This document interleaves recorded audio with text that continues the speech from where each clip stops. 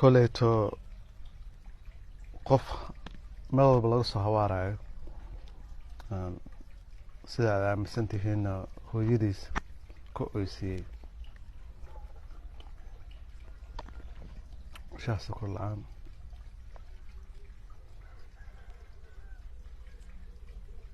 negativekiisu iska badan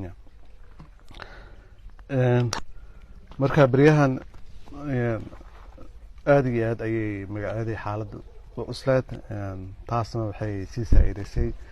inaan aniyo magaciisa ninkaan wada joogno aan mar walba isdagaalno alaa kulli xaal xaleeto dagaalka ugu dambeeyey ayaa ina dhex maray waxaana ku go-aansanay labadeena waa inaan kala tagno marka hadda boorsadu maan la imaaday boorsadeedu maan la baxayaa dee wakaa de qofkii